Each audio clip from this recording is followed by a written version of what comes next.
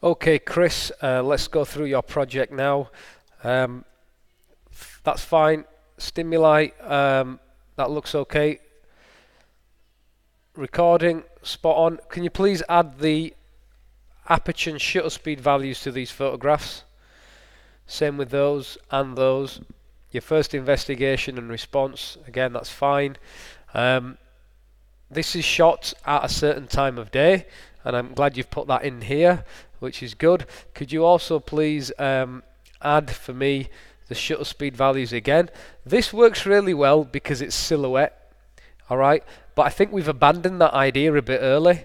So to add more to your work and to give you a higher mark, I would like to see after this page here, a new slide, and this whole slide is dedicated to silhouette shots. Okay, so I just want you to get different characters, try and create the silhouette effect. You could do it again using natural sun, or you could do it using studio light, but I want to just see the shape of the subjects.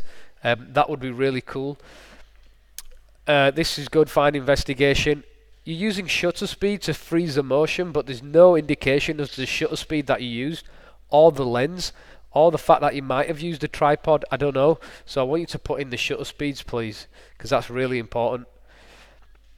And now you're investigating the work of this artist, which again is fine, but just be aware, like, don't have things right to the edge. And why are you investigating this person's work?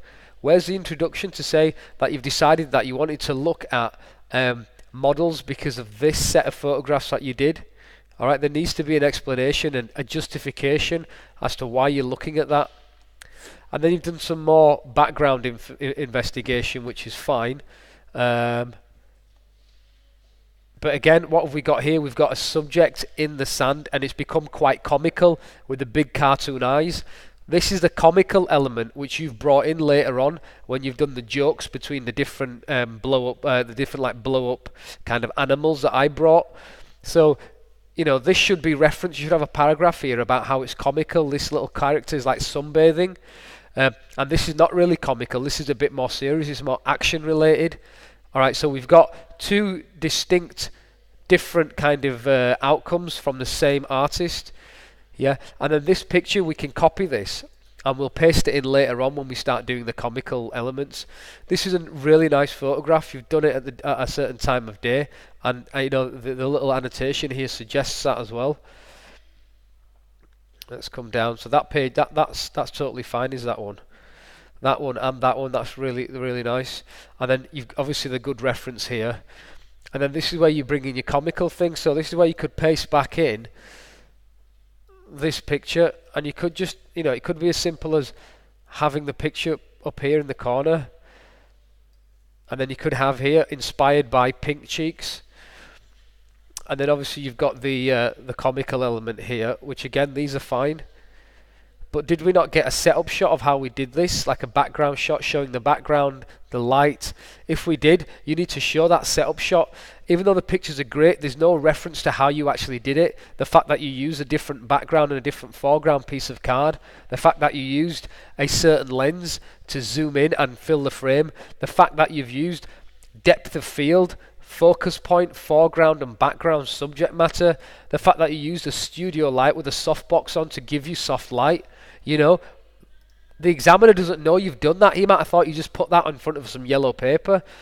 You know, so there's a lot of things that you've done, but you've not listed them. So even before you've actually presented these, you should have another slide here showing how you did it. So I think you did take a setup shot of the light with the character, so you can actually see the light and the background, and you should actually write about how you did it. So you got a long lens so you could compress the scene and move in.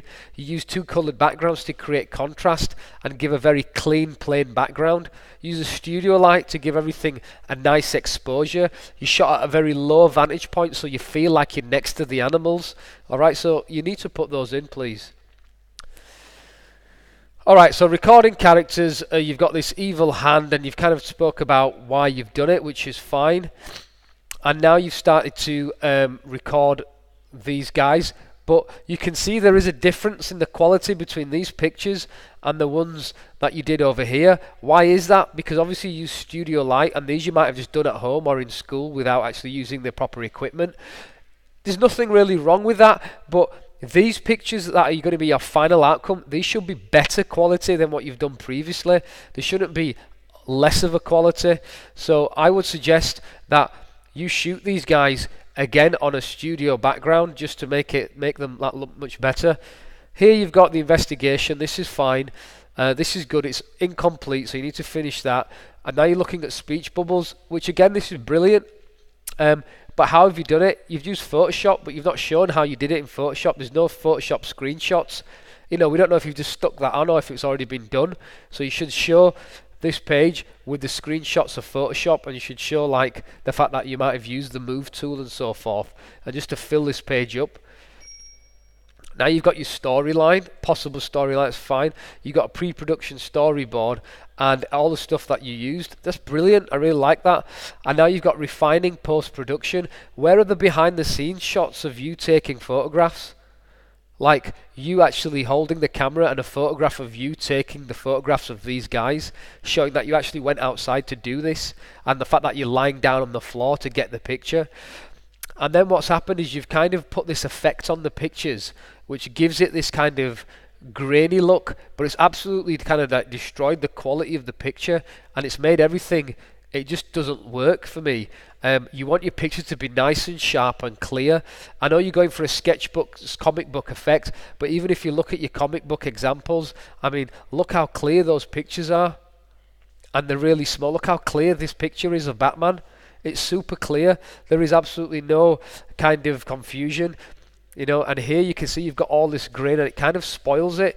So I would class this set of photographs, this is your first attempt at a story, and yeah, it's not bad and you've learnt a lot from it, but it's your first attempt. So, and you know that you ended up doing this the night before the exam, so that's why it looks like it's a bit rushed, but you've got some really good things going on.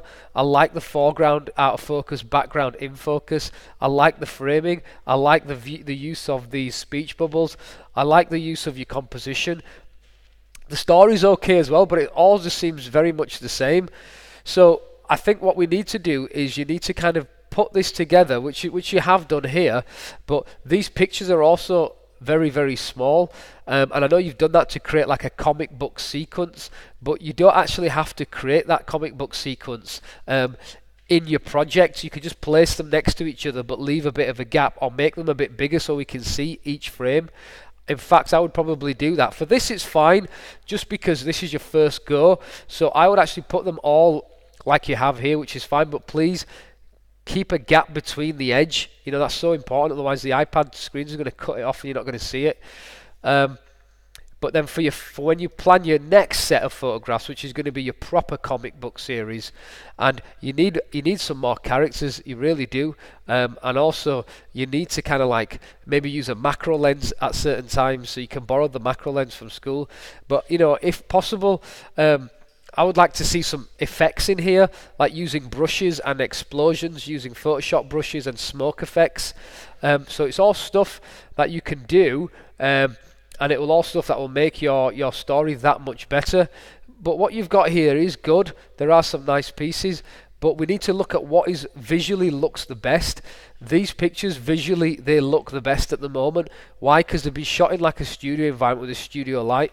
So you can get that same studio quality outside by actually taking a studio light, a small studio light, taking it outside and using it to take pictures, or you create a series of pictures inside school which show your characters and the ones that you're going to use using studio light. I mean, I think you will have to shoot outside just because you need all this real environment, and without it it's not going to work. But we need to make sure that we keep the right quality, so this effect has to go.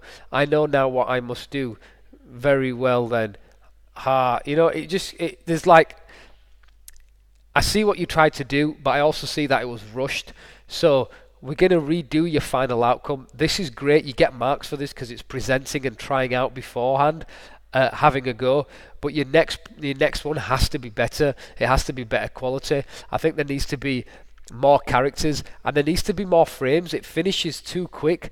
Where's the real action sequence where two guys are kind of clashing swords together, or they're kind of battling each other, like you did actually reference early on here. We've got the battle over here, two guys fighting here. We've got a fight scene here, but there isn't really that kind of battle here. You have done it to a certain extent, but it's just not obvious enough, and it just doesn't have that impact that we really want. So overall, though, you've got some really good ideas, and it's a good body of work. This project should be a B grade at least once it's finished fully, but at the moment you're falling short of that because there's still quite a lot to do. But other than that, well done, and let's keep going and try and make the next piece even better.